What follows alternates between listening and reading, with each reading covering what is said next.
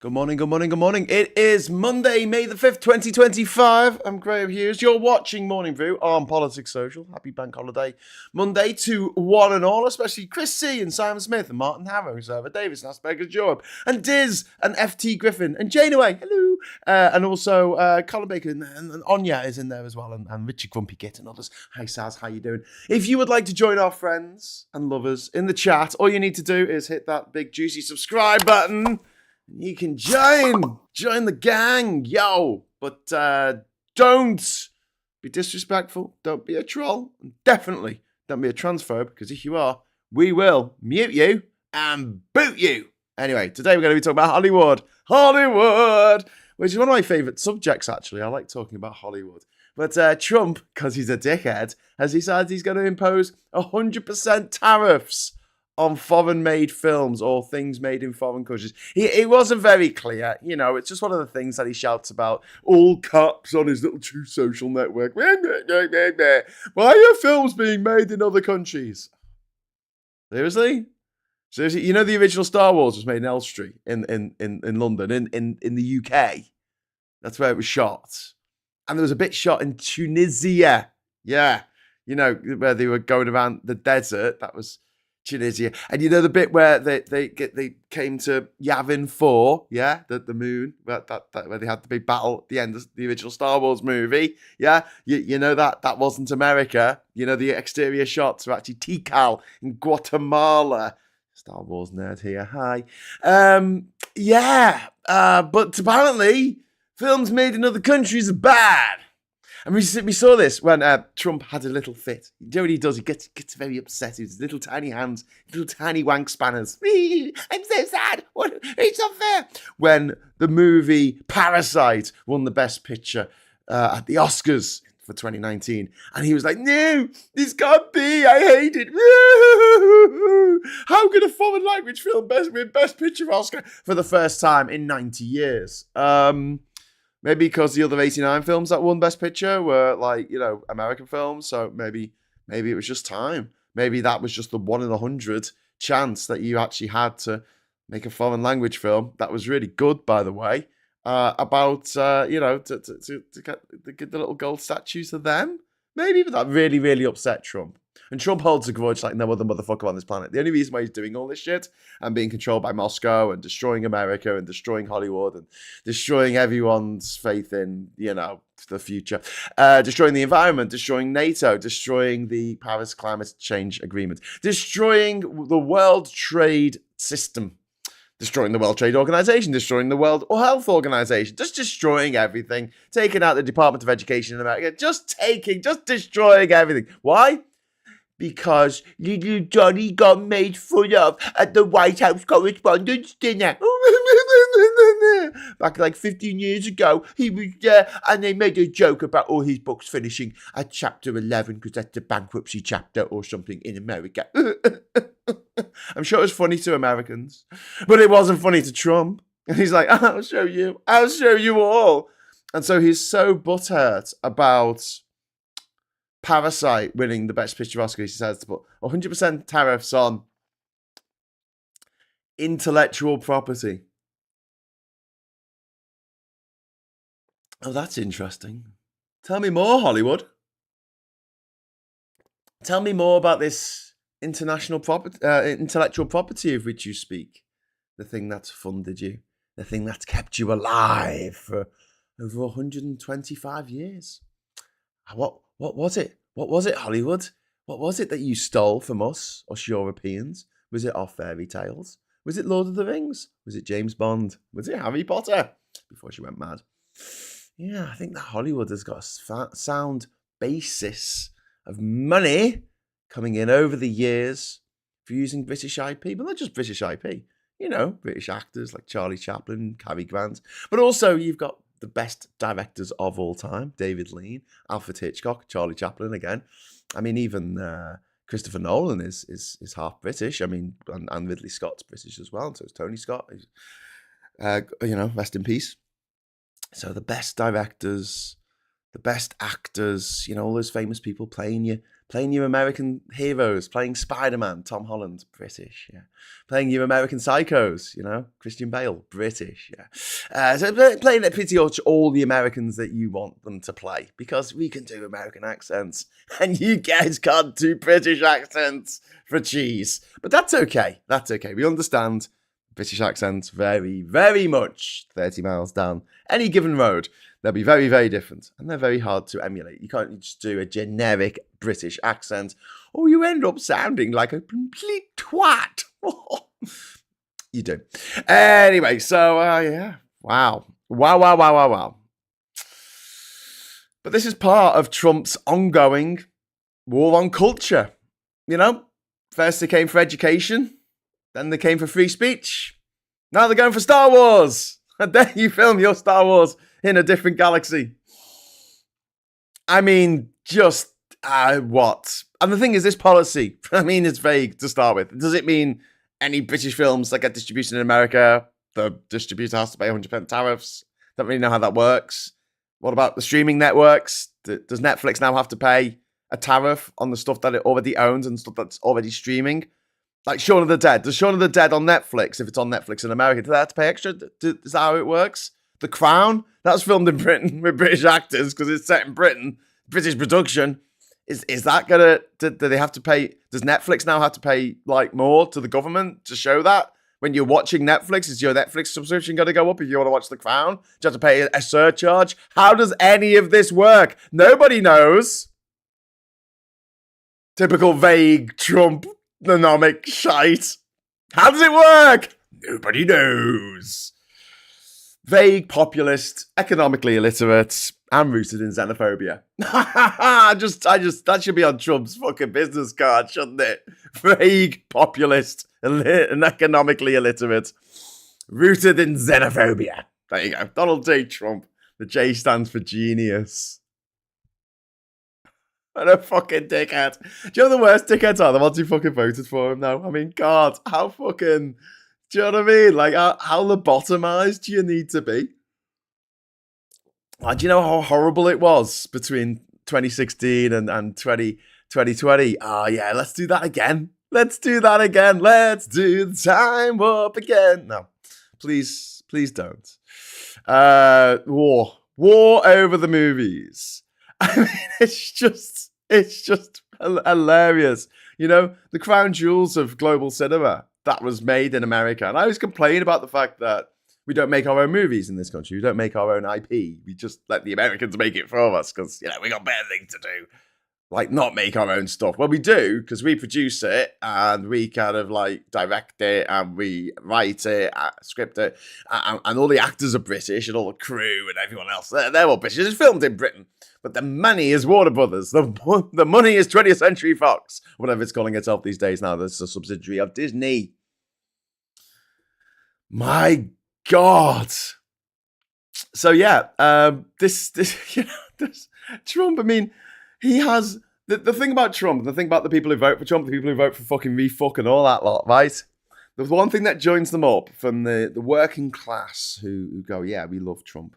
We love Brexit. We love Farage. And Farage and all that lot is just tastelessness. Do you know what I mean? They're the kind of people who would have garden gnomes. But the rich will just have garden gnomes that are gold or something. Have you seen how tacky the fucking White House is now? Have you seen it? It's like Del Boy Trotter's fucking mansion. Do you know what I mean? That's the Trump mentality. And I think that's what bonds the poorest people in society who need society the most and the richest who need society the least. What bonds them is this love of tat, this love of actually not giving a shit and wanting to plate everything in garish gold-plated tackiness. Come on, stay with me here, right? I know you think I'm being a bit elitist, middle-class elitist, whatever, right? But think about this, right? You see a knobhead, right? And you can hear them a mile off, right? You think, knobhead. Because what they've done is they've got their own little Subaru, or they've got the little Ford Escort, haven't they? And they've had it souped up. They've taken it to the garage and they've said, "Oh, can you just drill a bigger hole through the fuel jet so that the more it burns like fuel like a motherfucker?" Oh yeah, we'll do that. Can you make the exhaust this big? And can you get rid of the catalytic converter so it fucking stinks for like an hour after I've driven past people? Like, yeah, we can do that. Yeah. And they go on, and then they drive down the road, and you can hear them in their big fucking farting fucking fart machine, like, you know, with this sign, like they think they're being cool, you know, in their fart machine. Makes it sound like they're really struggling to get out of second gear. And you're like, and you see them going past, and they're like, oh, I'm so cool. And all we see is just a man with a very tiny penis driving a giant penis. That's what we see. With a sign on it, a sign on the giant penis, very noisy giant penis, that says, vroom, vroom, look at me, everyone. I'm a very special boy. And you know that's what links the voters who vote for refuck and the actual people, the millionaires, the billionaires running these operations. That's what links them. They want to be a very special boy. Look at me, everyone. Vroom, vroom, vroom. Yeah. Sorry, I'm being a bit horrible this morning. I don't give a fuck. They're in charge. Do you know what I mean? Like, you know, they're doing what they want. And they say they love free speech, so let's do some free speech, you know? Look at Trump. Don't look at him too long. He's so fucking ugly. I hate the fact that you wake up in the morning. I've got to check the news, you know, when I wake up. I just hope there's going to be no news about fucking Farage or fucking Trump, because I don't want to see their stupid, ugly, goddamn faces. But, you know, look at Trump's like buildings. They're disgusting. They're garish. They're just horrible. There's no taste. The decor is just like, it's like what a 13-year-old kid thinks of as classy. Do you know what I mean? Like his steaks, his NFT cards that he gets. It's just such trash. It's not even like fun, kitschy trash. It's just fucking trash. His favourite film is apparently Bloodsport. You know, the Jean-Claude Van Damme film. He doesn't read books. He doesn't know how to fucking read. You know, you saw Keir Starmer giving him a piece of paper from the king and saying, "Oh, do you want to come to Britain?" And he goes, "Could you read this for me?" I mean, imagine not being able to read. He gets these. And being president. You know, there's nothing wrong with being illiterate if you haven't been, you know, educated. But like, this is one of the richest people in the world. He's just lazy. Can't be asked, and he's been given these executive orders, and he just signs these executive orders, doesn't he? With his fucking Sharpie. Jesus. And the thing is, you know, like the Nazis, you know, they didn't like art, did they? They called it degenerate, called everything degenerate. That was their word for woke, you know. Now it's all woke, isn't it? But, you know, Trump, he's asked what his favourite Bible passage is, and he doesn't know. Jesus wept. Little meta joke for you there.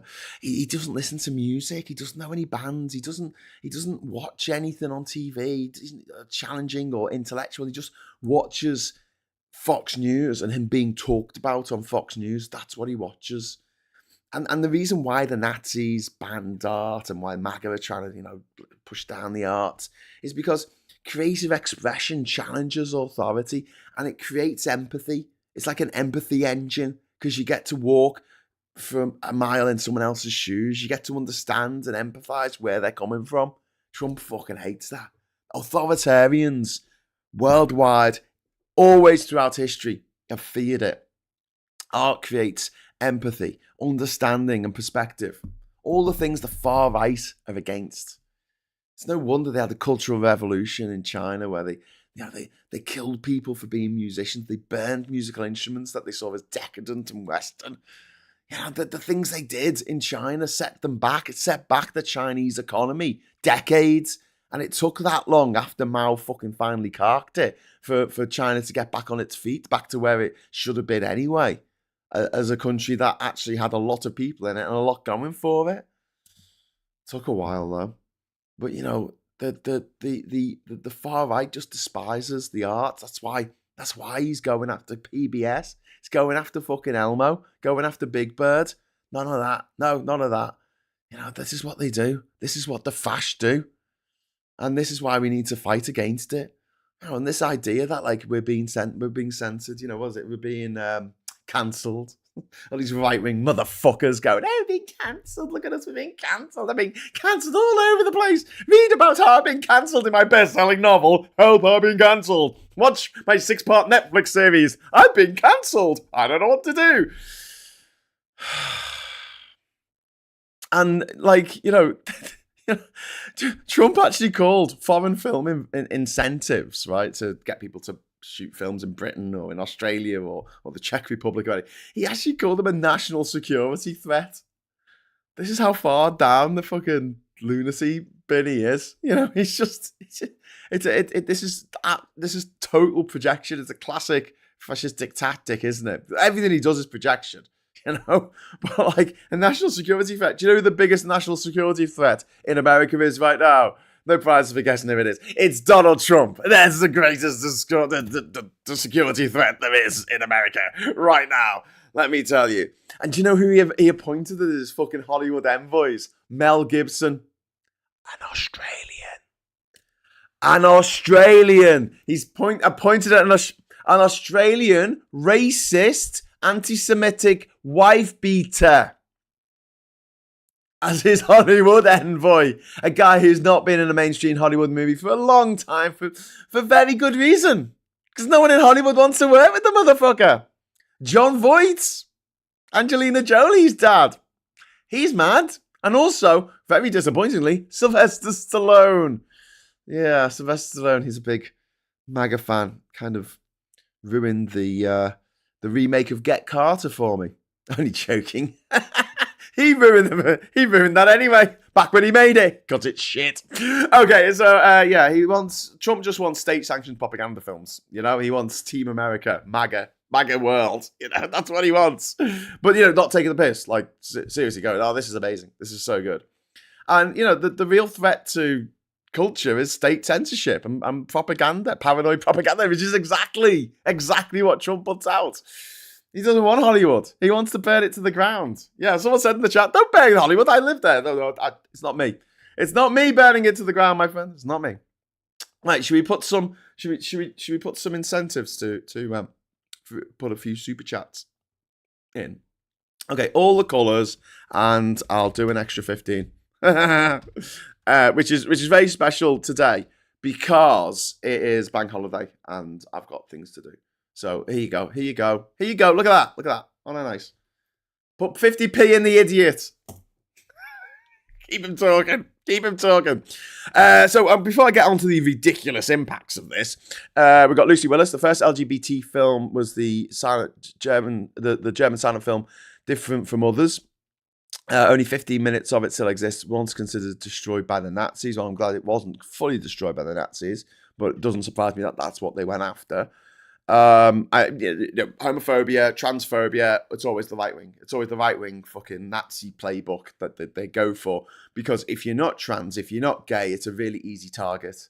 And the fear that people have that they might be trans or they might be gay, you know, keeps that phobia alive, man. You know, seriously, they love it. They love the whole, you know, oh well, yeah, I find that Ryan Reynolds quite attractive. Quick, I'm unclean. I'll have to shave and wash and put some perfume on me. But it's not called perfume because I'm a man. It's called aftershave because I'm a man. Not perfume, not Diet Coke, Coke Zero, because I'm a man. And I can't drink Diet Coke, that's a bit gay. I can't wear perfume, that's a big aftershave, that's fine. It smells exactly the fucking same, mate. You're wearing fucking perfume. But don't worry about it. It's cool. It's quite nice. Don't worry about it. It's better than smelling your fucking BO. All right. Yeah. Links and BO. Oh my God. Sake says, full bar music. Thank you very much. Forsake. Do not forsake me. Oh, my darling. What else is saying? Maybe he's trying to kill off the film industry because the Apprentice film, he didn't shine him in the best light. Yeah, it sounds like right. Galifane Rain, hope all are well. Been putting shopping away. It's worn me out. Thanks, heart. But my magical kitchen is fully supplied again. Fry up breakfast, roast chicken dinner. Ooh, that sounds good. Oh, yes. Sylvester is a bloody Everton fan as well, Graham. Yes. I'm aware, top manny.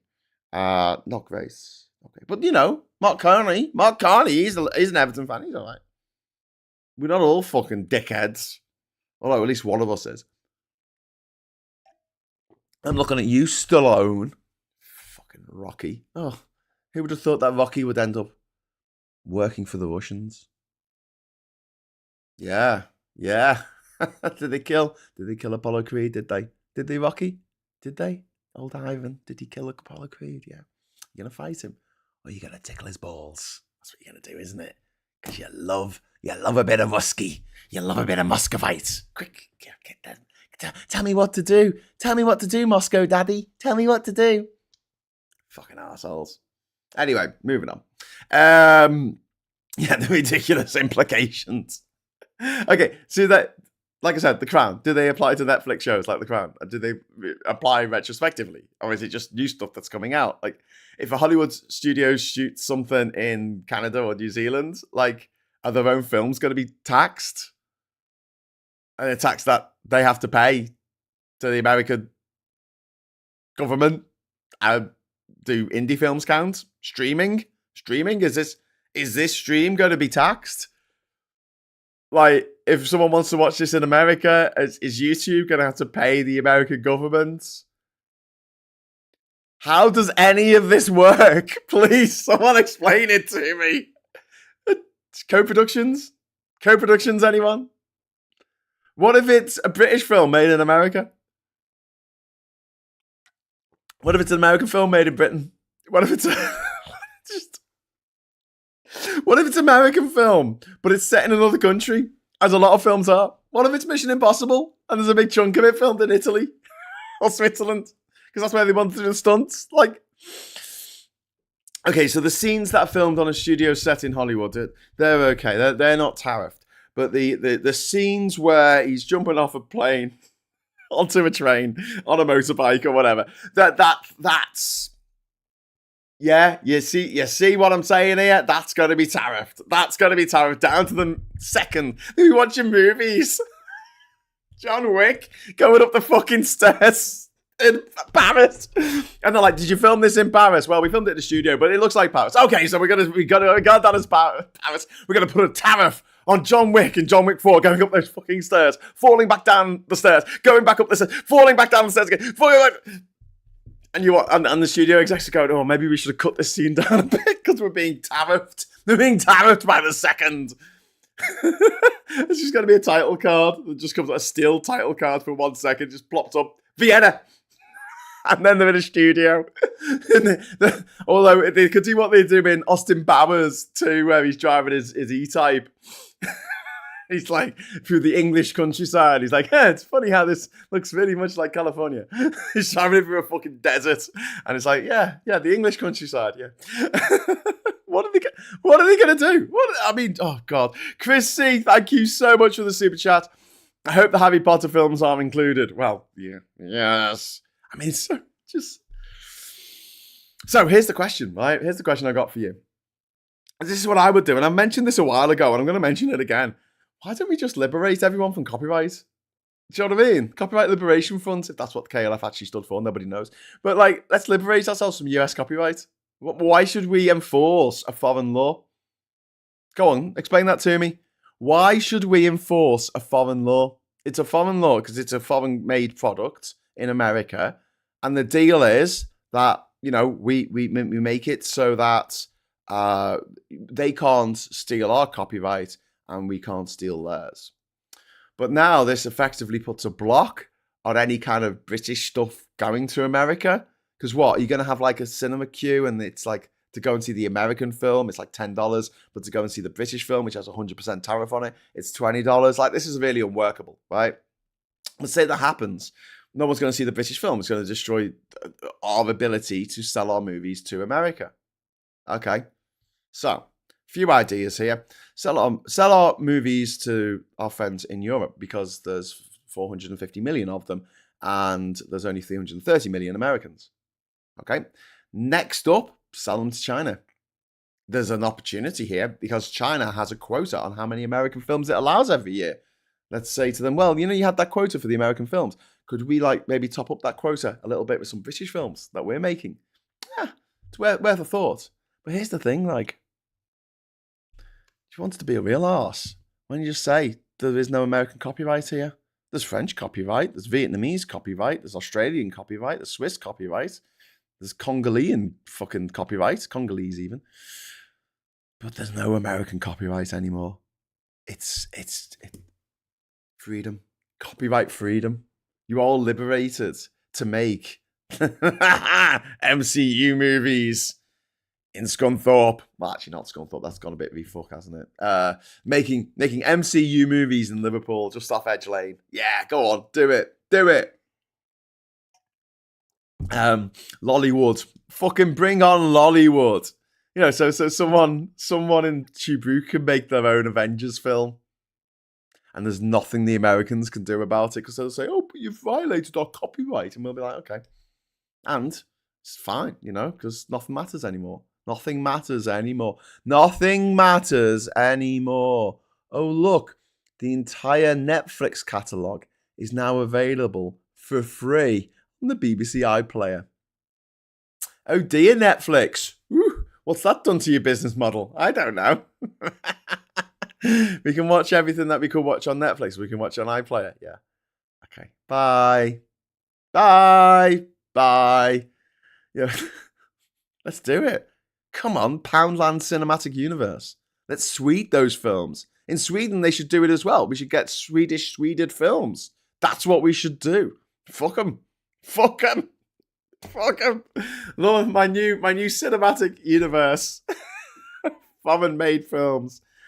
But, like, you know, all jokes aside, this isn't just a culture war. This is an economic war that Trump started with his tariffs.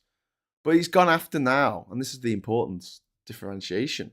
Up till now, all these mad tariffs have been on goods, right? They haven't been on services. It's not affected us so much because we don't sell that much goods into America. I know it's not good for our pharmaceutical industry and our automobile industry. But that aside, most of our trade around the world is services. It's why when we Brexited, we didn't like go into a mad fucking Great Depression, Dust Bowl, you know, era, having to eat each other on the streets. We didn't go into that because a lot of our trade is actually services. And so putting up these barriers to trade with the EU, these physical barriers, only really works on physical goods. So for services, it wasn't so effective. Although, you know, the services industry did get a hit, and for a while, that New York became the biggest place for financial services. Overtook London. I think it's still overtaken London. I don't know. I haven't checked. But this is a serious matter because the movie industry makes billions and billions and billions of dollars in America, and it makes quite a lot of money in this country as well. Not as much as we could make if we just literally just made all our own movies instead of waiting for Yank Daddy to come with his money and say, oh, you can make this money now, because we can't get investors in this country. We can't get investors. I don't know if any of you saw the absolutely horrific tweet that was put out by Richard Tice yesterday. This is the prick who's just been fucking elected. Well, he's the MP for, like, I don't know, fucking Scunthorpe or somewhere shit in Skegness. Is it Skeg? He looks like a Skeg face, doesn't he? Skeggy. He's like the MP for Skegness, right? He wrote refuck control. Well, he wrote reform, but I read it as refuck. Refuck control the mayoralty and county council in Lincolnshire with myself as a local MP. If you're thinking of investing in solar farms, battery storage systems, or trying to build pylons, think again. We will fight you every step of the way. If you're thinking of investing in Lincolnshire, we will fight you every step in our way. Don't you dare try and invest in our area or create jobs. Don't you fucking dare. But you see, this is the truth at the root of these absolute fucking cockhounds who are running around destroying their own countries for their own, you know, their own betterment. Just to, you know, feather their own nests, just to line their own little greasy pockets. I don't give a fuck about you. I don't give a fuck about me. I don't give a fuck about Lincolnshire. I give a fuck about making money. And who's going to make them loads of money? The oil companies. Oil companies giving these motherfuckers loads of money, saying, tell everyone that everything bad is woke. Okay, everything I hate is woke. And then say that Say that solar power is woke. Go on, say it. Say it, little puppet. Go on, say it, little man that I control. Okay then. Solar panels are woke. Very good. Here you go. Have another million. Motherfuckers. I hate them so much. There's so many people on my list now. I have a list in my head of just people who I'm going to, how can I put this without getting demonetized or kicked off this? I am going to celebrate when it happens. I hope that's all I need to say, because AI has no sense of context. We'll be able to pick that motherfucker up. Hopefully we don't get a human review. But, I will celebrate. I think we will all celebrate when it happens. And that list is growing every day. My God, there's a lot of people on that list. There's going to be a lot of partying in the last years of my life if I stay alive that long. Anyway, so, British TV and film is one of our most successful exports. With thousands of jobs in production, post, tech, catering, location services, training. This is how we revitalized a lot of northern towns. We supported the Americans' strike during COVID. And what have we got back? Well, these tariffs are an attack on the livelihood of thousands of people. And I know I point out that only 8% of people working in film and TV are from working class backgrounds. So I guess that most working class people won't give a fuck about this. And I blame the TV and film industry for being so fucking incestuous and nepotistic that they only fucking give jobs to people they went to school with. Maybe they should have thought about that. Maybe they would have got some more support from the working class. Maybe, here's an idea. Maybe if they didn't just make movies about what rich people do. Ooh, I'm a rich person in the olden days. I don't want to marry him. He's a pig. I want to marry him instead. He's a goat. Greatest of all time. Drama. People in petticoats, fanning themselves with fucking fans. Always, we have a modern, up-to-date version like Bridget Jones or Notting Hill or For When There's a Funeral, where it's like a bunch of very, very rich middle-class people and their very, very rich middle-class diverse friends. They're sitting around the table going, it's terrible what Jeremy did. Can you believe it? Maybe we should just, allow working-class people to tell their stories for once, instead of telling their stories for them. Because when the upper class, who run our film and TV industry in this country, decide to make a film about the working class, it's always depressing as fuck. It's always really fucking depressing. I've got a great idea for a movie. What's the great idea for a movie? Well, I think we should do a film in which, Ray Winston turns up and beats up his wife to death. And everyone cries. Ugly tears. Okay. Seems a bit of a raw deal for the people having to watch the movie. Can't really see many people paying to watch that. I mean, they won't watch it if it was a storyline on EastEnders, because they don't love that depressing shit. But it's 12 quid to go to the cinema now. It's £12. There's two of you, it's £24. There's a family, it's like fucking 40 quid. It's 40 quid for a family ticket. Are you going to take the kids to go watch a kitchen sink drama in which some poor person has a horrible time and ugly cries for 30 minutes, for 90 minutes? Just saying. And I'm just saying this is a golden opportunity. Turn things around. Get the working class on side. Start making movies that, they enjoy. Stop being so fucking pretentious. We can't make movies about fast cars. Make movies about fast cars, it's fine. And then make laws saying that their cars can't be that fast. They can't be that noisy. Noise pollution laws. Hand in hand. So, they get to watch. Because, I watch films about people flying around in spaceships. I'm not like, oh, God, I need to fly around in a spaceship now. So, yeah. We must, as far as I'm concerned, the things we've got to do now is turn around how we make our TV and movies and keep our IP for ourselves and don't sell it to America anymore. Stop doing that. Stop doing that, Britain.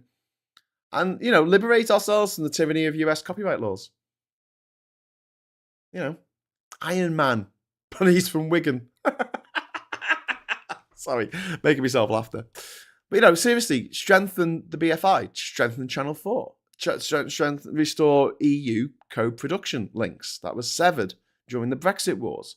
We protect creative freedom from political interference, so that, you know, when the Labour lot are out, which might be in 2029 by the looks of things, the next people that come in can't interfere in the way that Trump is interfering with the industry over there.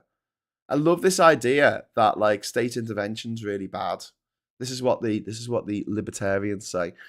We don't want state intervention. State intervention's very bad. And then Trump decides to intervene in every aspect of everybody's life. He wants to tell people what movies they're allowed to watch, who they're allowed to have sex with, how they're allowed to have sex. He wants to tell them whether they're allowed to have abortions or not, usually not. He wants to tell them where they're allowed to go on holiday. He wants to tell them whether they're allowed to leave America and come back again.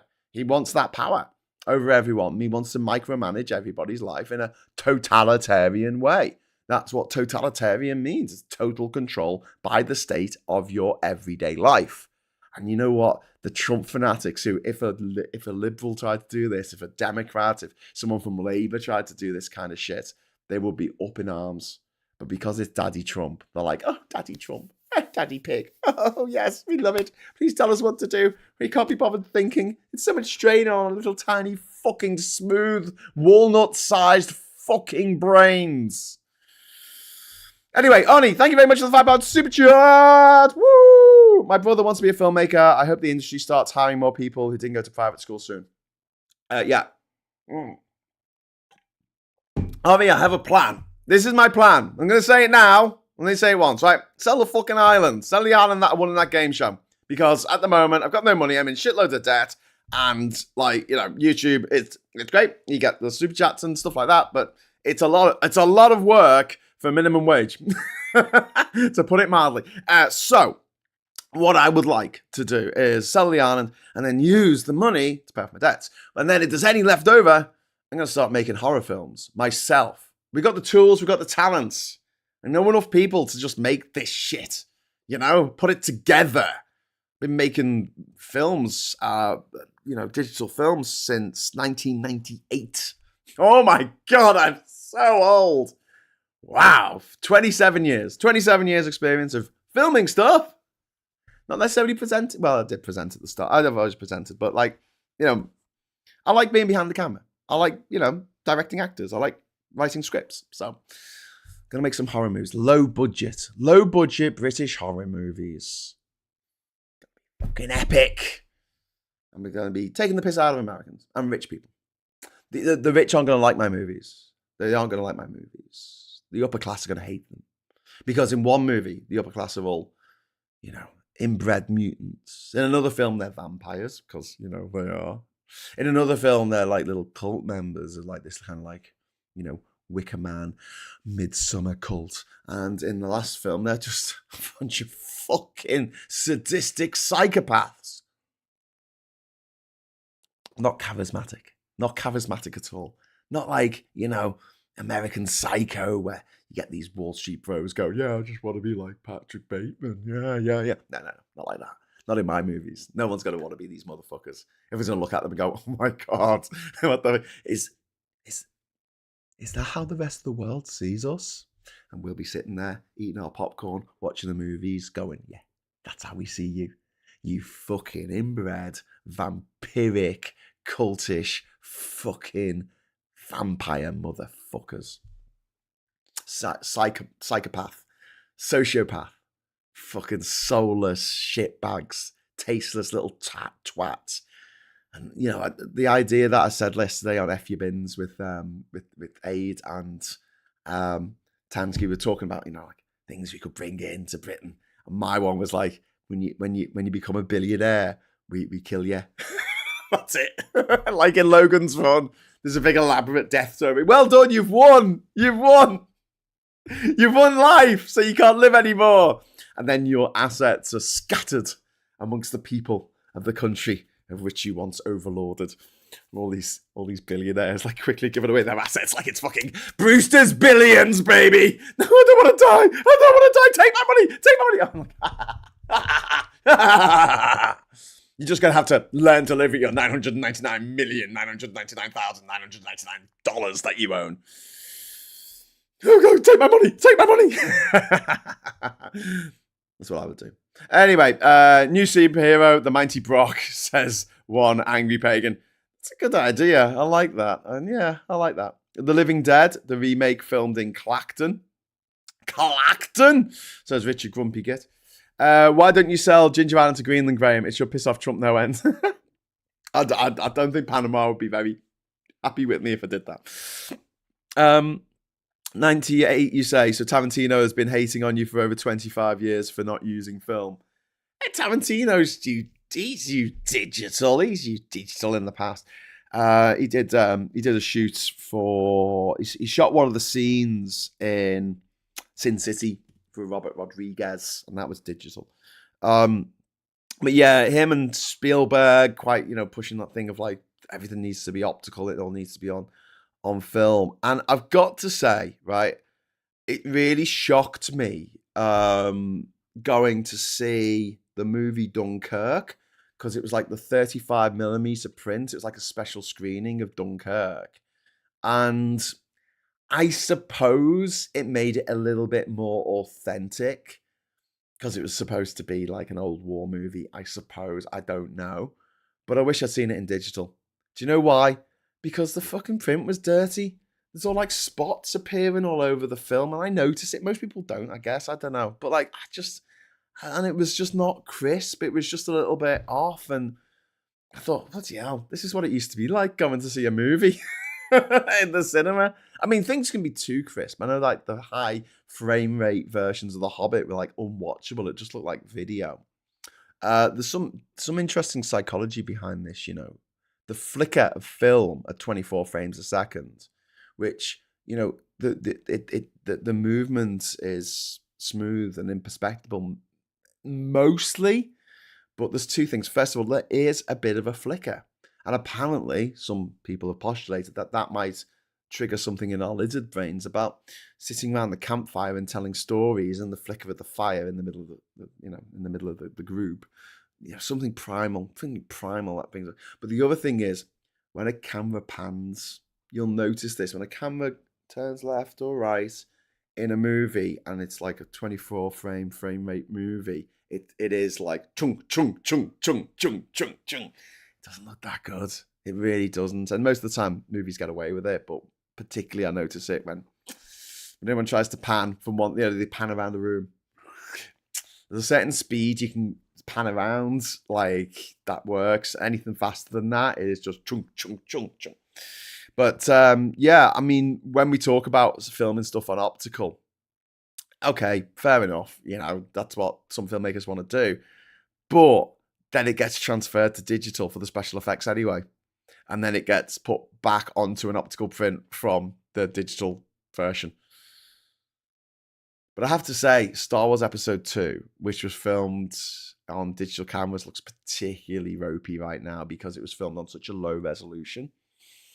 I think it was filmed on like fucking HD, which is only 1K, 1080 lines going down. It's not really lines anymore. 1080 pixels by 1920 across. And yeah, it looks particularly ropey. Whereas the stuff that was filmed on film back in the 70s looks, except for the stupid little special edition bits that didn't really need to be there. How do you sell an island? Are there specialist people? Asked Stiz. Yeah, there's a website. There's a website called privateislandsonline.com, and you pay them some money and they list you for 2 years, and hopefully someone sees it and goes, oh, I'll have that. That's the hope. But yeah, I do want to invest some of that money. Well, if I've got any left after paying back all my debts, because it's not just like credit card and stuff like that. It's also like my friends and family who have helped me throughout the years, and I really want to pay them back in ways. Do you know what I mean? Like, so a lot of it will go on that.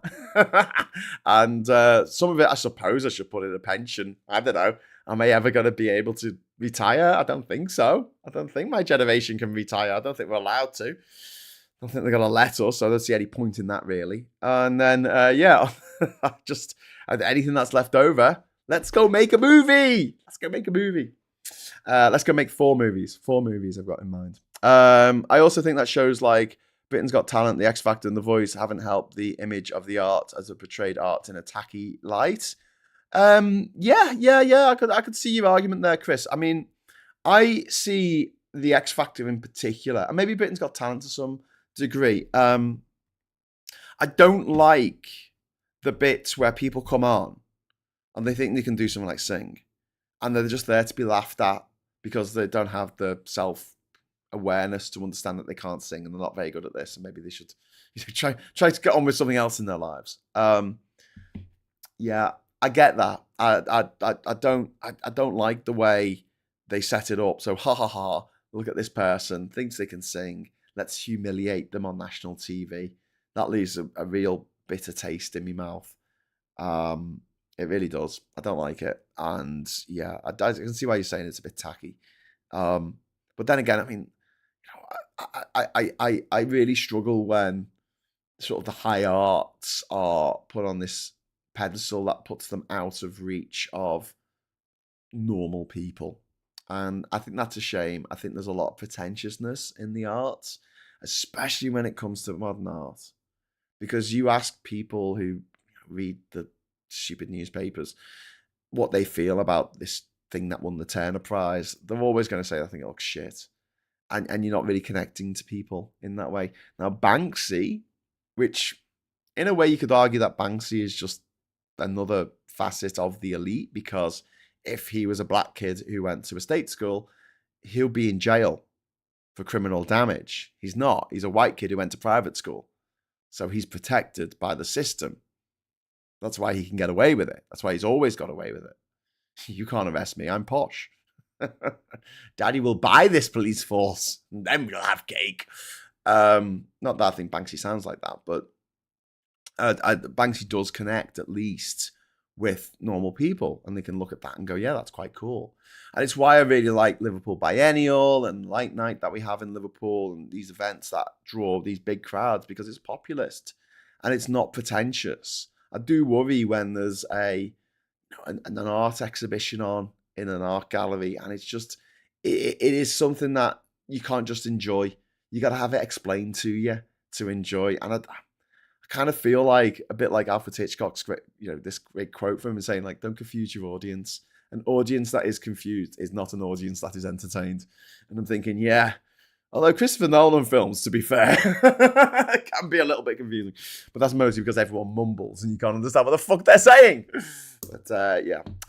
Chris C, I was really lucky. I was in the last GCSE music group at my school. Afterwards, they stopped teaching us along with drama and a couple of technology subjects. Yeah, we couldn't do drama in my school.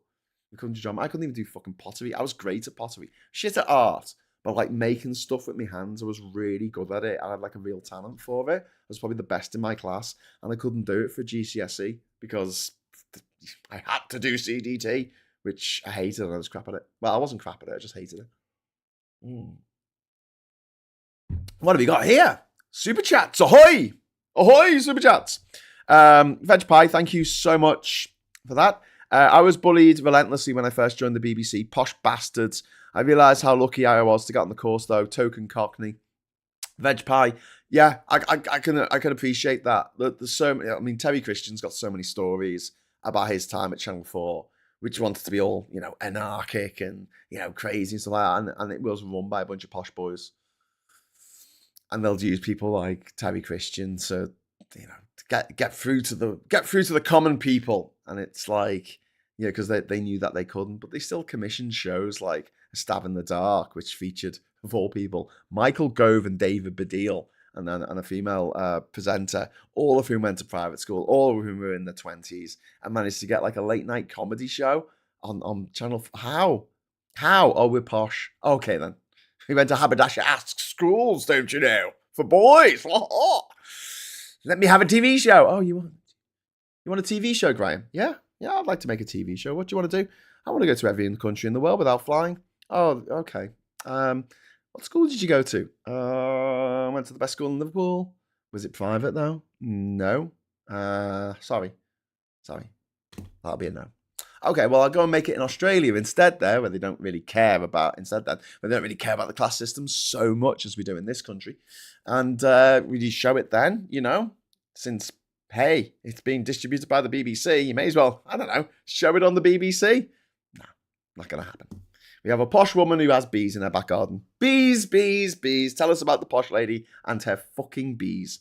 Remake Casablanca in Clacton. Ooh, I like that, Kieran. Thank you very much for the super chat. Ooh, I don't know if I could.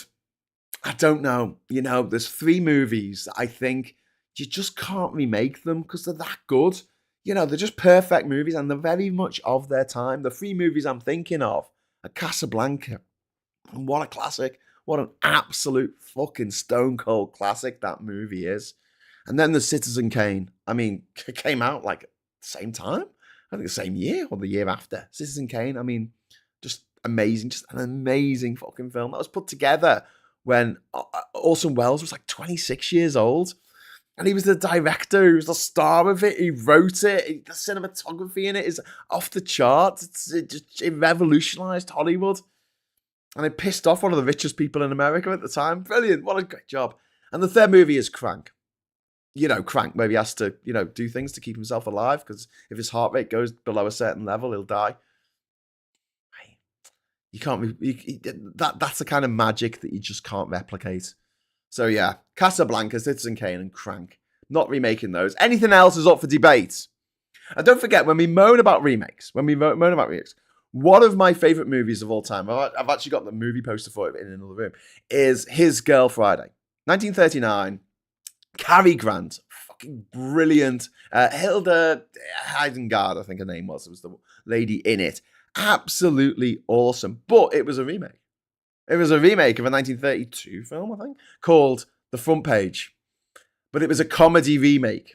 This would be a bit like them doing a comedy remake of Thelma and Louise in 1999. And that being an absolute fucking stone cold classic. It got remade again, by the way. There's a movie from the 80s with Burt Reynolds called Broadcast News. Same thing. And there's another one. I think it was called The Front Page. That was made with Jack Lemmon, I think. I've got this recollection. So this movie's been remade 3 times. It'll probably get remade again. A Star is Born. That's been remade and remade and remade. Ben-Hur got remade recently. No one went to see it because it was shit. But you know the classic, the epic Ben-Hur? You know the Ben-Hur that makes Ben-Hur look like an epic? You know that Charlton Heston one? Yeah? Remake. The original one was from the 1920s. The Wizard of Oz. Remake. There was another one made in the 1920s. They went, let's make one with sound and colour. Woohoo! True story. You know, nothing new under the sun. And when we talk about shit sequels, have you ever seen the sequel to King Kong? No, because it was shit. Called Son of Kong. Came out about a year later. It was fucking awful. No one went to see it. No one even talks about it these days. Didn't just get Frankenstein. We got Bride of Frankenstein a few years later. Because even back in the day, Hollywood loved sequels. Shakespeare wrote sequels. I mean, the Bible had a sequel. Going back even further, the Odyssey was a sequel to the Iliad. Same characters. Odysseus being wily. The guy who came up with the idea for the Trojan horse in the Iliad is Odysseus, is Ulysses from the Odyssey. It's him because he's a clever man. He comes up with clever ways of getting out of particular scrapes and situations. He was like the house MD of his day. Back in the fucking Iron Age. I love it. What if Brexit worked? How would the country look? Yeah. We'll be all rich. We'll be all riding on gold-plated camels. I used to love acting on stage, even though the bullies used it as an excuse to bully me even more. As I got older, I moved from acting to behind the scenes. Chris, you know, and that's really sad that you feel like you've been bullied out of something that you enjoyed doing. And this is why, if I can do this, if I can pull this off, and you know. It's very easy for me to look back on things that have been successful in my life and go, oh, my life's been a great success. But you've got to understand that for every fucking awesome thing that I've ever done, there's been about 99 other things that I wanted to do, but was prevented from doing. Usually by people much richer and more powerful than me, acting as gatekeepers and saying, no, Graham, no, not going to allow you to do that. But if I'm left to my own devices, I would love to set up a new movie studio in the UK based on the profits from my low-budget horror movies about how rich people are twats and start making some good films, right? And start producing them like, you know, an actual fucking production thing. One film a month, low budget, film digitally, minimum special effects, blood and gore, horror films, maybe a romantic comedy or two, but like just keep the budgets right down. Be canny with the marketing. Do what they did with Blair Witch Project, which cost $28,000 to make and took over $100 million at the box office. The most successful movie ever made. I mean, you can talk about Endgame and Titanic and Pandora, whatever it's called, Avatar, making over $2 billion at the box office. Great. Well done, you, right? But when it comes to bang for your buck, no one is going to make more money than the Blair Witch Project. For a movie that costs less than 30 grand to make over 100 million at the box office. And I know it's not the greatest movie ever made. It's just a low budget movie. It's not that great. And I don't know where the actors are now, but it doesn't matter. It doesn't matter. Because all of the big studios in America pretty much started making horror movies. Universal did, New Line Cinema did, A24 did, horror movies and documentaries. And now they can do whatever the fuck they want. Winning Oscars left, right, and centre. They can make everything all at once. Hey, Oscar. It's all good. Don't forget, they started making documentaries. They started making horror movies. Why? Because they're dead cheap to fucking make. Bang for your buck, mate. And then you use that to pay for your romantic comedies. And you use the money you make from the romantic comedies to pay for your more expensive action movies. And then once a year, you take all the money from the bottom of the pyramid and you make your tentpole release. But this is the most critical thing. You don't put all your money into it, right? You measure it out. So if it is a box office flop, your studio's not going to go over, right? Go under, even though your studio's not going to go under. Do you see how this works, right? In Hollywood at the moment, they have that sort of system where Disney can bring out John Carter of Mars and nobody goes to see it. Doesn't matter. They can bring out Pirates of the Caribbean 10 and no one goes to see it. Doesn't matter because they'll still make money on other stuff. In Britain, we go from movie to movie. Okay, so the movie that's just been made doesn't really pay for the next movie that comes along. There's no joined up thinking.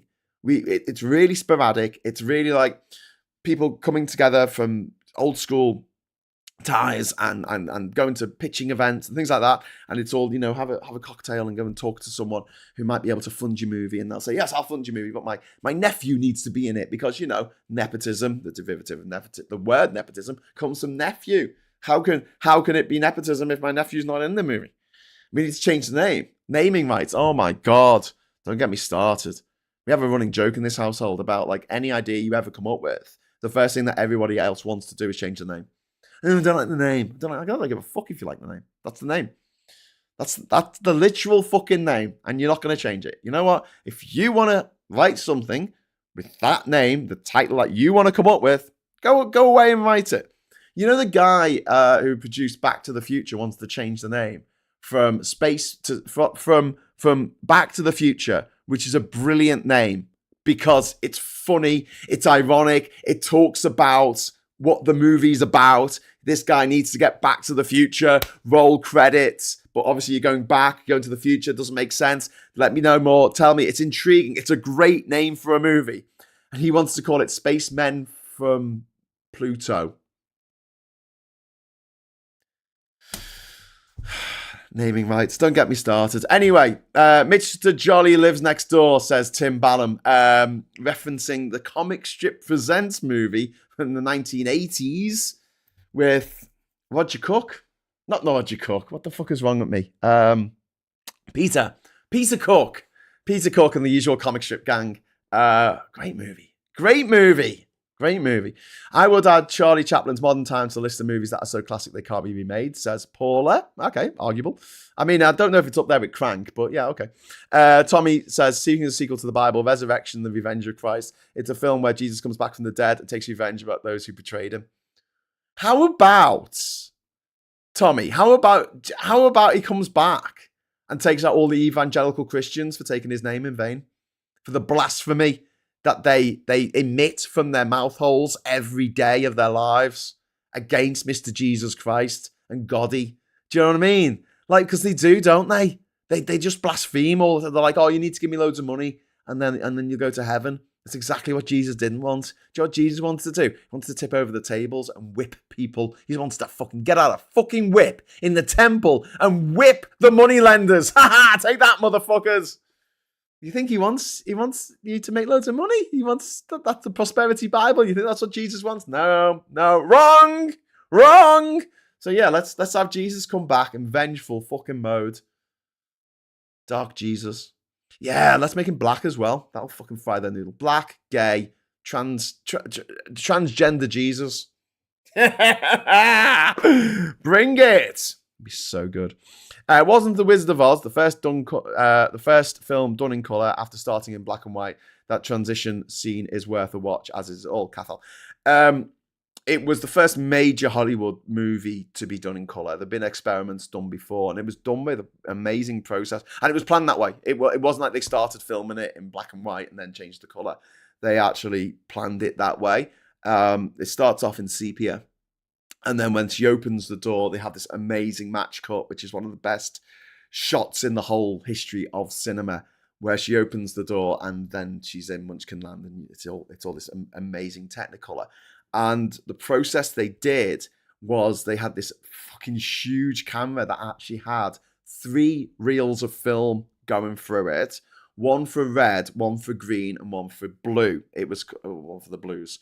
And it was called Free Strip Technicolor. And I don't think they used that process again until, I'm going to say, Pearl Harbor in the 1990s. And that's a random film to plug out my arse. But yeah, I think Pearl Harbor was the first movie after Wizard of Oz to use that particular way of making color work on film, because it was so cumbersome. Because think about like how much it costs to make the film in the first place, and then you've got to get it out the camera into a magazine, don't expose it to light, send it off to the process to get processed. So every minute, all the dailies, all the rushes needed to be processed in triplicate. Do you know what I mean? Like that's going to be an issue.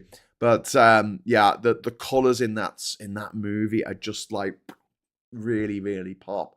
And I was thinking about this because I went to see Thunderbolts yesterday, which I would recommend. It's not the best MCU film, but it's the best that they've done for quite a long time. But the colors in it, it's just so muted, and there's a whole plot line about darkness, and it's good. Like it's about depression and about listlessness and stuff like that. There's a lot of themes going on in it, which I quite enjoyed seeing in a sort of superhero context. Because don't forget, the people in this movie aren't really superheroes; they're just people who hit people. It's that's it. They just dress up and hit people. But they the color palette for that and all of the MCU movies, all very muted earth tones. Everything's very steely grey. Colors don't really pop in these movies. The exception being the Taika Waititi movies of Thor, where he did go for that more like bold color. That one where it's got Jeff Goldblum and the fighting in the arena with the Hulk, and the colors in that are great. They really, really pop. But like a lot of the other stuff, it is really muted, and it's kind of like the color has been very much drained from everyday life by architecture. Every new building that gets built is grey, or it's dark blue. It's teal sort of colors, or brown, I guess, if it's fake bricks. And those colors don't really. It's not And then you look at the cars that get made. Every fucking car now is silver or black. Always muted colors. You don't see that many yellow cars anymore, because people don't want to have brightly colored things. They don't want to draw attention to themselves. Fashion hasn't changed since the 90s. I bought this. Told you this, didn't I? I bought this to go to a 90s fancy dress night. And I just thought, oh, fuck it, I'll just wear it. Do I look like I've dressed up for like a 90s, fancy dress thing? No, but if I was wearing like what I wear to an 80s fancy dress thing or a 70s fancy dress thing, if I had like a silk shirt and it was open to here and had a big fuck off gold medallion and disco hair, you'll be like, are you going to a 70s themed, party tonight, Graham? And I'd be like, yeah, I am. Probably shouldn't be wearing this to do a show here in the 2020s. But since the 90s, there's been this retreat from colour, and I think it's rooted in homophobia. I think it's this idea that if everything's very colourful, if it's all like a rainbow of colours, then it's gay. I think that's really sad.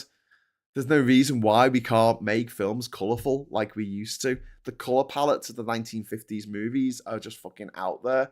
And that was when being gay was illegal, by the way. Now it's legal. It's like, no, everything must be teal. Everything must be grey and teal. And that's it. That's all you get, he says, sitting in front of a sofa. That's it's like a shade of green. Maybe we should trade that for a yellow sofa. I don't know what Kat would say about it. But yeah, that's an interesting thing about the color palettes in modern movies. It's all a bit desaturated. Knock up the saturation, everyone. The three color and one for black and white. Ooh, so it was 4 strip. Oh, well, there you go. I wonder if I can drag my boy to the Thunderbolts. He got bored with MCU. Only watched 1 or 2 since Endgame, but this could be different enough to interest him. Yeah, it's different. It's different from the other ones. It's funny. There were a lot of laugh out loud moments in it. I really enjoyed it. The guy from, Lily Allen's husband, what's his name? David Thingy from Stranger Things. He's fucking brilliant in it. And hats off to Florence Pugh. Private school mafia, of course. But yeah, Florence Pugh's very good in it. Although she did go to private school, of course. Velocity, thank you very much. Adam Conover has a video about decades. Oh, that's really interesting. I'll have to watch that. I do like him. Adam ruins everything. But to me, the 50s had a very defined style. Well, so did the 40s. The 40s and 30s. You think of Art Deco. You think of film noir. Black and white, and the cars of the era and all that. The 1950s had a definite style to them. And I know not everyone was embedded in that style, but it was. The 1960s had a style about it. You can look at some bit of old film and you can guess what decade it's from by the clothes people are wearing. The 70s are the same, a definite style. It was a bit muted compared to the 1960s, but, it was a definite. And then the 80s were very, very brash, very, very colourful. And then the 90s, went a little bit back, but, anything that you watch that is, a bit janky in terms of that MTV look. It's super edited together and lots of things flashing on the screen. It's very 90s. It's very defined. Whereas the last 25 years, it's all much of a muchness. I'll give you an example. If you watch Friends now, the clothes they're wearing don't look that much different from what we're wearing today at all. It just looks like, probably wear that shit. Except maybe they're wearing a suit, because in the 90s, obviously, suits had to be 10 times the size of that they actually fitted. I think it was Noel Gallagher or someone said in the 90s, it looked like everyone was wearing everyone else's clothes. Which is true. But yeah, and once it hit the 2000s, the hairstyles, the look, the makeup, the decor in the houses, it was much of a much. And you watch Malcolm in the Middle now, and it doesn't look that different from the way things look today. Same with Breaking Bad, which is, started in 2008. So that's nearly, Friends, that's 17 years ago. We do live in fast-moving times. Gallifrey, man, I'm not big on films, but I watched Some Like It Hot in hospital one Sunday evening, just discovering the full extent of my heart damage, and it was magical. The shepherd's pie I ate also probably helped. Gallifrey, man, I love that movie. Billy Wilder, director also of Sunset Boulevard, which I got the movie poster of. Billy Wilder's one of my favorite directors of all time in Hollywood. He just pumped out fucking hit after hit after, all the movies he made were just brilliant. And he went from comedy to drama to film noir he's a master of different genres. Fucking brilliant. But yeah, I think that Some Like It Hot is probably his high point. It's just a really, really fun movie. 1999 was the last peak year for good movies. Well, you say that, Lucy, but Star Wars Episode 1 came out in that year. So I don't know if I completely agree with you there. But yeah, it was a pretty good year. We had The Matrix, we had American Beauty, which hasn't aged well. Not least because it's got, Kevin Spacey as the lead. But also it involves themes of midlife crisis. Do you remember them? Do you remember when people used to have midlife crises? Our generation don't. Because we're just reeled from crisis to crisis since September the 11th, 2001. I can give you the actual date of the day that all the crises started. And since then, it's just been crisis upon crisis upon crisis. We had 9/11, then we had Afghanistan, then we had Iraq, Then we had the credit crunch. Then we had the austerity. Then we had the Brexit. Then we had the Trump. And then we had the COVID. And now we got the Trump again. And oh my God. Wake me up when September ends, as Green Day once sang. David Harbour. That's his name. Thank you. Thank you for reminding me of his name. That's very kind of you. So anyway, yeah. Let's just talk before I go. Let's just talk a little bit about, the bigger picture here. Fascism always comes for the arts. This isn't just about movies. This is about control. This is what they do. Fascists always go after artists, writers, filmmakers, educators, historians, comedians. They can't stand anything they can't control. They can't stand anyone who doesn't fall in line. And these little mealy-mouthed motherfuckers who say, I'm a free thinker, and then they just parrot lines they've read in the Daily Mail or something that Trump said, just parrot it ad nauseum, because they can't even be bothered thinking of themselves. But, real art is uncontrollable. It's uncontrollable. It just fucking is. It's, it's inconvenient for the powerful, but it's powerful in its own right. And it's worth protecting. And it's worth boosting. And it also, when it comes to movies, right? It's show business. It's show business. Okay? It's not just about the art and telling people great stories and allowing them to walk a mile in someone else's shoes and all that. It's about the money. It's a pot of fucking gold that everyone in this country is just sitting on for some reason. And we're not making the most of it. We have a system in which you can only get a publishing deal if you went to private school. You can only be a famous scriptwriter or a director from this country if you went to private school. I guarantee you name some British directors like Emerald Fennell, whatever her name is, who did Promising Young Woman. She went to private school. Of course she did. The Promising Young Woman in the movie Promising Young Woman, Carey Mulligan, went to private school. Then you've got the Christopher Nolan. He's a great director. I fucking love his movies. I've loved his movies all the way back to Memento. I saw Memento at the Virgin Cinema on Edge Lane in Liverpool, and I really needed the loo before the movie started. So I went. I thought the credits, the trailers are going on for a bit. So I went to the loo. Came back. I missed the opening scene. And I don't know if you've seen Memento, but the rest of the movie, all of it hinges on that opening scene, which I missed. But still a good movie. But Christopher Nolan was privately educated as well. Richard Curtis, the only man allowed to write comedy movies in the UK, went to private school. Philip Pullman, who wrote the amazing Northern Lights, Golden Compass, the His Dark Materials trilogy. He went to private school, because of course he did. And there's no diss on Philip Pullman. He's fucking brilliant. He's the one who coined the phrase describing Nigel Farage, also went to private school, as the bollock-faced foghorn of ignorance, which he absolutely is. But my God, we have a caste system in this country. And it's time people woke up to it. People are absolutely shocked. They type in private school mafia into Google and they look at that list of over 1,250 household names, all of whom went to private school. And I challenge anyone who reckons I'm talking shit on this to make me a list of 1,250 people in the public eye who you see every day who went to state school. Okay? That might be doable. It might be just about doable, right? But here's the thing. They're only supposed to be 7% of the population. So I want you to take that list that you've made of 1,250 names and I want you to bulk it up. I want you to times it by 10. Go on. Should be actually times by 12, 13. But let's just times it by 10. So what I want from you, what I want is 12,500 names, people working in the industry. TV, movies, politicians, high court judges, name them at will. To make it proportionate. Make it proportionate.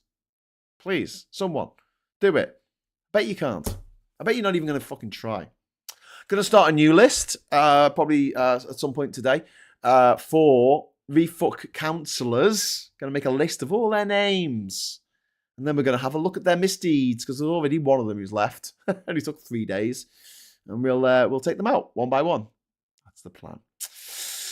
So then, what else have we got in the chat? I still wear black, damn it. I wish I was more famous, says Veg Pie.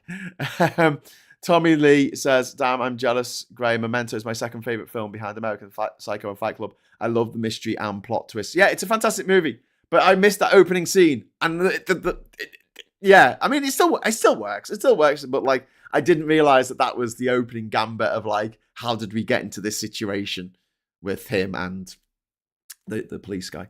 Batman Begins is my favourite. Yeah, it's pretty good. One Angry Pagan doesn't help that we are, as Olivia, made to think that this place isn't worth the effort. It's really dispiriting, to be frank. One Angry Pagan. I understand that, but I mean, there are people now who are fearing for their lives because of changes made by this government and previous governments. And I can understand them wanting to get out of here. And I joke about, God, I could go and live somewhere else, couldn't I?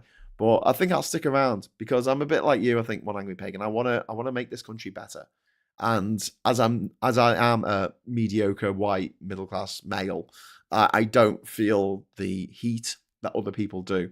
So I'm not going to give people shit for wanting to leave. It's a perfectly understandable reaction to what is going on right now, especially if you feel like your life chances are diminishing because of the performative cruelty of not just those on the right, but also the current government who don't seem to be taking anyone's life, liberty, pursuit of happiness into account if they don't conform to the mediocre white male stereotype. So yeah, as long as I'm still, I was born lucky. I was born one of the people who society has deemed better than other people. I'm going to continue to fight to make things better for the other people while I'm in this privileged position. I wish people who went to private school would fucking do this for the rest of us. They don't. They say they do. They go through the motions, but when it comes down to it, and they're putting something together, all the people who get on board are all PSM always. I can't leave this country. I'm tethered to the NHS, but even if I could, I don't think I want to. I shouldn't be driven from my own home by hatred. Yeah, Gallifrey, man, and that's completely a valid viewpoint as well. A compelling argument, I should be sure. I'm feeling kind of inspired now. I think I'll try and write after the stream. Yeah, I'm working on scripts at the moment because there's a competition. There's a final draft competition, which I'm going to enter and you can enter as many times as you like. You got to pay to enter, but if you pay a little bit more, they let you. They give you a professional review of your script, which would be really fucking handy. And it's actually cheaper than I've paid to have professionals read scripts in the past before. So, and there's a possibility of winning the competition. It's like a £10,000 prize. Check it out, Final Draft competition. And not being paid by Final Draft to say that. And I think they'll probably be a bit pissed off when I submit my script and they're like, oh, so this wasn't written on Final Draft. And I'm like, no, I can't afford it. But yes, and also there's the Toronto Film Festival that I'm hoping to go to later in the year as well. So I want to have some scripts ready for that. So yeah, I'm working on this stuff while I'm not filming, while I'm not shooting, while I'm not prepping for these live streams for you. So yeah, I'm getting there. Come on, let's take over. Let's take over the world. Bit by bit, brick by brick, brick by brick. Because I've said this about the streamers that we hang out with. We've got the tools. We've got the talent. We can do this. We really can. We just need to get our shit together. Get all our shit together. Put it in a backpack if you have to. Put it in a museum. Just get all your shit together. I'm going to quickly, very, very quickly, because I'm out of coffee. And also, as you can hear, I'm a bit croaky because I've been talking too much, I think, over the last week. I'm going to very, very, very quickly go through the newspapers. So, we've got Daily Mail here. Major terror plot by Iran is foiled. 8 held in raids by Special Forces and Met, which is good. All smiles for Beck's 50th, and but Brooklyn crisis deepens. Is this about Brooklyn's photography? And I love this says all smiles for Beck's 50th, and it's got a picture there of Posh Spice, Victoria Beckham, and she's not smiling. Like she literally never smiles. She just doesn't smile. Veterans, go away. Veterans moving tribute here. Salute from my friends. Arnhem hero Jeff says he's a lucky one as he visits his fallen pals. So there it is. That's a lot of celebrations for VE Day going on today. It's actually the 8th of May that VE Day falls on, but obviously this is the bank holiday, so they're doing some events today. So if you want to get involved in that, please do. It's up to you. And I don't think people should be put down for wanting to be part of that. As long as it doesn't descend into xenophobia, which is something I do not appreciate. Something I do appreciate is the Mirror giving away a free family pass for the National Trust for 2 adults and up to 3 children. That's really kind of the Daily Mirror, and I think you should probably enter that competition if you're not already part of the National Trust. Something, again, that the right wing are trying to take over every year. They put their own slate of horrible little Nazis down to replace the board of directors at the National Trust, and every year us members are given a ballot and told, please don't vote for the Nazis who want to change the history of these historic buildings and say that no, they weren't built with slave money when they absolutely were. Out of the picture, Beck's pain as Brooklyn misses 50th bash. Romeo steps up to do speech. Family fallout. So there's another family who are obsessed with their fallings out.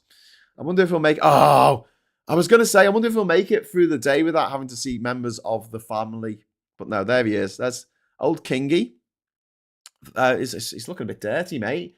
You want to clean your screen, mate. The king greets well-wishers as he attends church at Sandringham yesterday in his first public appearance since Prince Harry told his father he would not speak to him and would love a reconciliation. Okay. EU blocks effort to curb flow of migrants. Blow for reset hopes as data sharing rejected. So that's not great. Fight off reform with higher taxes and spending, PM told. Yeah, I agree with that.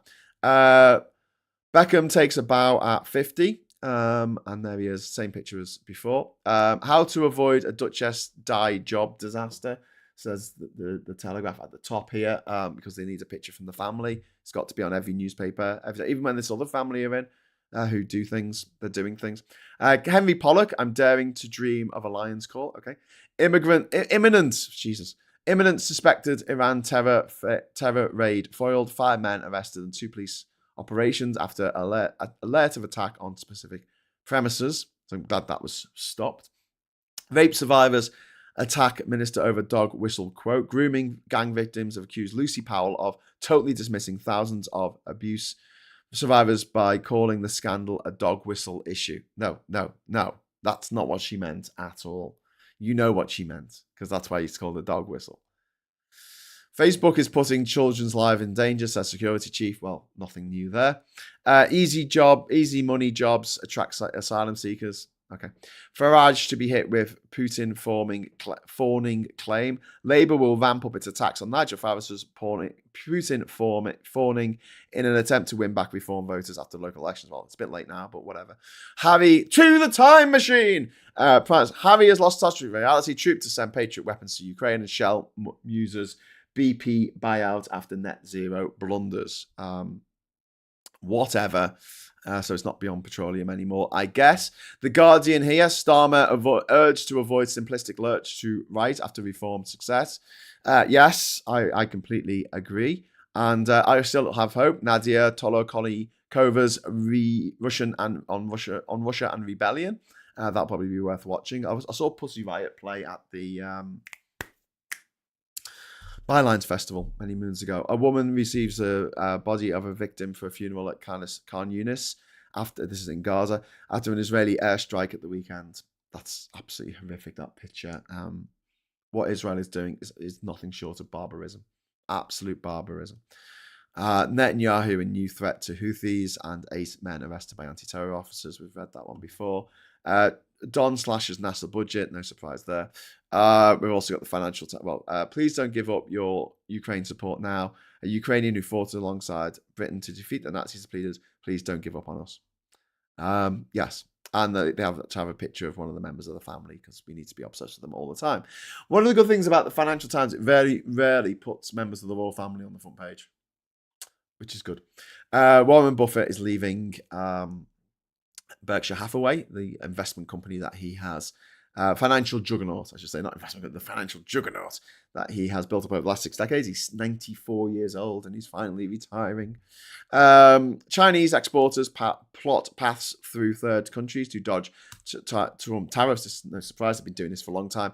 Sharp rise in origin washing, Asian neighbours flow, report inflows, social media ads, offer services. So basically, people are getting around Trump's tariffs by saying that the product in question isn't coming from China. It's coming from Vietnam. It's coming from Malaysia. It's coming from Singapore. It's coming from India. It's coming from somewhere else. Origin washing. Well, there you go. So I'm going to head off now.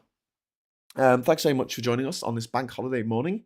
It's a slightly bumper episode of Morning Brew, in which I went off on about fucking Trump trying to mess up the bloody film industry. Stop it, you bastard. Absolute gobshite. You lump of foul deformity, Shakespeare would say. If 94-year-old billionaires can't retire, we have no hope, says Stephen. Well, absolutely. All right, okay, so I'm going to head off now. Thank you so much for watching. Thank you so much for all the lovely chat. Thanks for the super chat. Just a little favour before you go. Could you give us a like? Give us a like if you like it. If you don't like it, you don't have to give us a like. But if you give us a like, that would be really kind of you. And I will piss off now, and I'll be back at 9 o'clock tonight for Stateside, where we'll be talking about what's happening in America. Oh, God. It's like every day something stupid fucking happens. So, yeah. We're going to get some missives, some idiot America. So please join us for that. And in the meantime, have a great day. Have a great bank holiday. Use it wisely. You only get it this 8 times a year, as Blair once sang. And until I see you again, I'll say thanks for watching. Hello, good evening, welcome, and goodbye.